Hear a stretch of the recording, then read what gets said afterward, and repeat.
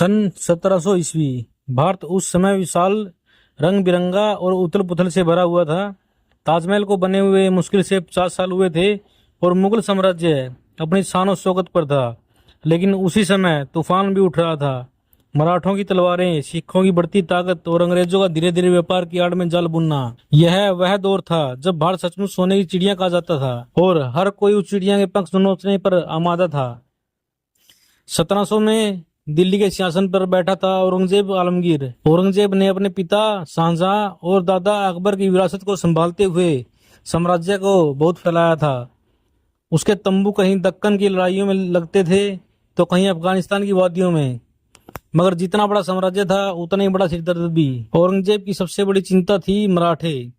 शिवाजी महाराज तो 1680 में ही दुनिया छोड़ गए थे, मगर उनकी विरासत जिंदा थी। मराठे पहाड़ों से निकलकर मुगल फौज पर बिजली की तरह टूटते। छोटी छोटी टुकड़ियां, तेज घोड़े, गुरिल्ला युद्ध। मुगलों की भारी भरकम फौज के लिए यह मौत का खेल था। सन 1700 आते आते औरंगजेब पूरी तरह दक्कन की लड़ाई में उलझ गया।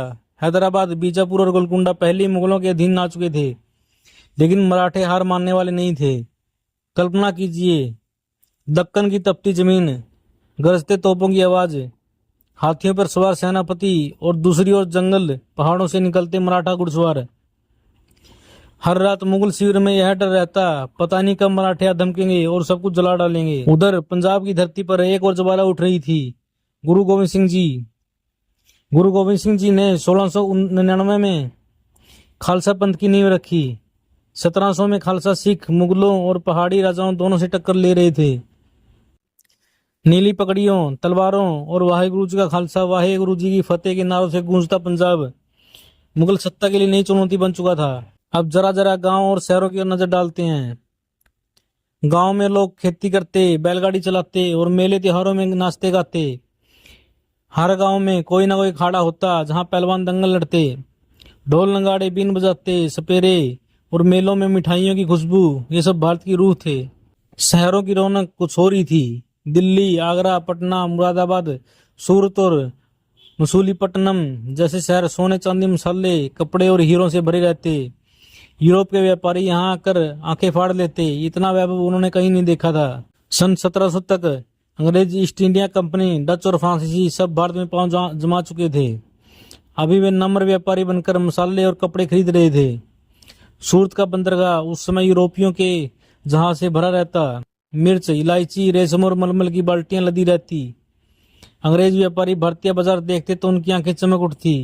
ये धरती तो सचमुच खजाने से भरी है। मगर वे सिर्फ व्यापार से संतुष्ट नहीं थे। चुपचाप उन्होंने किले बनाने शुरू कर दिए। मद्रास, मुंबई और कलकत्ता, धीरे धीरे छोटे छोटे ठिकाने साम्राज्य की नींव बन रहे थे। 1700 का भारत सिर्फ राजनीति और युद्धों से भरा नहीं था, यह रहस्य रोमांच की धरती थी। वाराणसी की गलियों में साधु संत ध्यान में लीन रहते। असम के जंगलों में लोग मानते कि यक्ष और नाग देवता रहते हैं। राजस्थान के किलों की दीवारों में वीरों की कहानियां गूंजती। दक्षिण में मदुरै और तंजावुर के मंदिरों की घंटियां दूर दूर तक सुनाई देती। यह वही समय था जब भारत की संस्कृति अपने शिखर पर थी।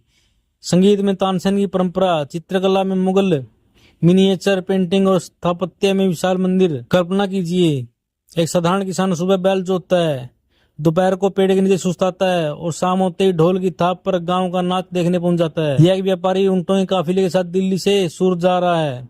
रास्ते में डाकुओं का डर है, लेकिन माल इतना कीमती है कि रिस्क लेना पड़ता है। या फिर एक साधु हिमालय की ओर निकल पड़ा तपस्या करने और रहस्यमय गुफाओं के दर्शन के लिए। इन सबके बीच भारत एक जीवित कहानी था। हर मोड़ पर रहस्य, हर शहर में रोमांच। 1700 का भारत मानो शतरंज की बिसात हो। एक और बूढ़ा औरंगजेब जिसने पूरी जिंदगी युद्ध में गुजार दी। दूसरी ओर मराठे जो छोटे छोटे राज्य बनाकर भी एक बड़ी शक्ति थे। उत्तर में सिख, दक्षिण में नायक और मैसूर के राजे, और समुद्र किनारे खड़े यूरोपीय व्यापारी जो इंतजार कर रहे थे कब भारत आपस में बटकर कमजोर हो और वे कब्जा कर लें। दिल्ली में शाहजहां का बनवाया ताजमहल चमक रहा था। आगरा की गलियों में इत्र, संगमरमर और गहनों का कारोबार था। वाराणसी में गंगा आरती गूंज थी। दक्षिण भारत में मंदिरों के विशाल गोपुरम आसमान से बातें कर रहे थे और गाँव में लोग अपनी मिट्टी से जुड़ी जिंदगी जी रहे थे। 1700 के आसपास औरंगजेब की उम्र 80 साल के करीब थी। उसकी फौज थक चुकी थी, खजाने खाली होने लगे थे, फिर भी वह मराठों को चलने में लगा था। यही उसकी सबसे बड़ी भूल साबित हुई।